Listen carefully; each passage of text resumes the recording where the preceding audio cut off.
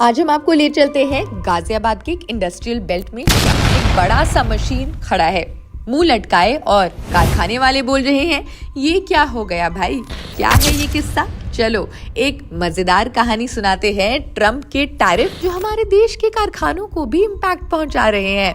गाजियाबाद दिल्ली का पास पड़ोसी, जहां कारखाने दिन रात मेटल को ठोकते पीटते हैं और ऑयल गैस रिग्स के लिए फ्लैंजेस बनाते हैं जो सीधा अमेरिका जाते हैं। यहाँ के सीडी इंडस्ट्रीज के बॉस पंकज अग्रवाल ने एक बड़ा सपना देखा था। उन्होंने चाइना से एक 20 करोड़ का शाइनी मशीन मंगवाया जो बिजली से चलता है और 16 इंच के बड़े बड़े फ्लैंजेस बना सकता है। पहले तो वो सिर्फ 8 इंच के ही बनाते थे, लेकिन जैसे ही ये मशीन आया और पंकज जी ने सोचा अब तो हम अमेरिका में धूम मचाएंगे, तभी डोनाल्ड ट्रंप ने एक तीर छोड़ा। उन्होंने इंडियन गुड्स पे 25% का टैरिफ ठोक दिया और धमकी दी कि 27 अगस्त तक और 25% बढ़ा देंगे। बस ये सुनते ही पंकज जी के सपने पे पानी फिर गया। वो मशीन अब धूल खा रहा है और पंकज जी बोलते हैं अरे हमने बाल मुंडवाए नहीं कि ओले बरसने लगे। मतलब प्लान बनाया और मुसीबत ही आ गई। अब ये टैरिफ क्या है?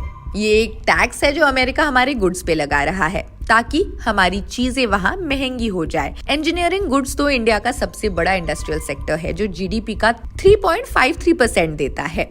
2024 में हमने $109.2 बिलियन के इंजीनियरिंग गुड्स एक्सपोर्ट किए और इसमें 25% से थोड़ा ज्यादा का शेयर था।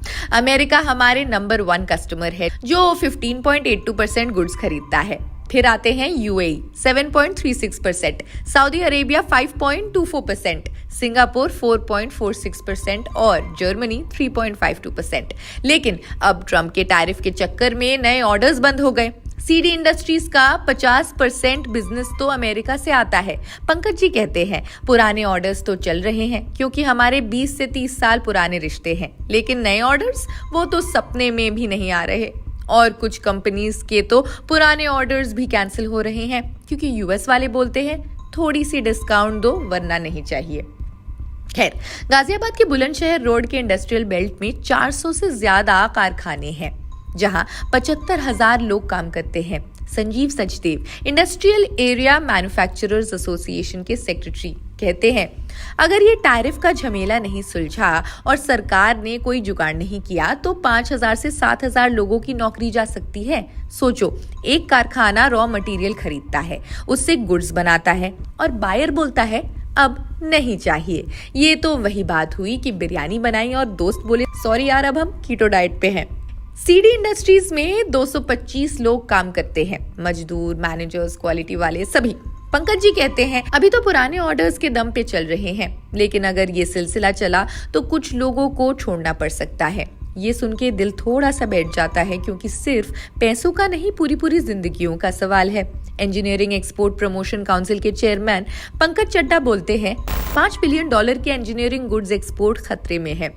ये झटका खासकर छोटे और मीडियम कारखानों के लिए है। बड़े बड़े प्लेयर्स तो नए मार्केट ढूंढ लेंगे, उनके पास पैसा है, बैकअप है, लेकिन छोटे कारखाने, उनके लिए तो ये एक बड़ा संकट है। संजीव सचदेव बोलते हैं रॉ मटेरियल से लेकर शाइनिंग प्रोडक्ट्स तक कितनी मेहनत लगती है, पसीना, स्किल, घंटों का शोर। लेकिन अगर बायर ने ऑर्डर कैंसिल किया तो ये सारा माल या तो सस्ते में बेचना पड़ेगा या स्क्रैप में फेंक दो। ये तो वही बात हुई कि आपने अपनी फेवरेट जैकेट सिलवाई और दोस्त बोले ये तो अब आउट ऑफ फैशन है। अब क्या करे? पंकज अग्रवाल, पंकज चड्डा और संजीव सचदेव सभी बोल रहे हैं सरकार तू बचा ले।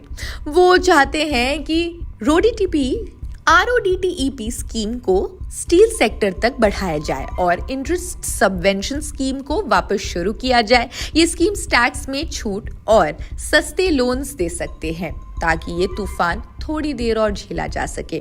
Vinod Kumar India SME forum के प्रेसिडेंट बोलते हैं चाइना ने अपने प्रोडक्ट्स को दुनिया भर में प्रमोट किया, हमने नहीं। ये एक बड़ी गलती है। सिर्फ चीजें बनाना काफी नहीं, उन्हें बेचना भी तो पड़ता है। एक और एग्जाम्पल, ये तो वही बात हुई आपने शानदार नहारी बनाई लेकिन किसी को बुलाया ही नहीं। तो दोस्तों, ये था गाजियाबाद के कारखानों का एक किस्सा जहां एक 20 करोड़ का मशीन है, सपने देखता है, लेकिन ट्रम्प के टैरिफ ने उसका मूड खराब कर दिया। क्या सरकार कोई जुगाड़ निकाल पाएगी? क्या ट्रंप के साथ कोई भी समझौता निकल पाएगा? आने वाले दिनों में हमें पता चल जाएगा। खैर, आप देश दुनिया की अन्य खबरों के लिए भी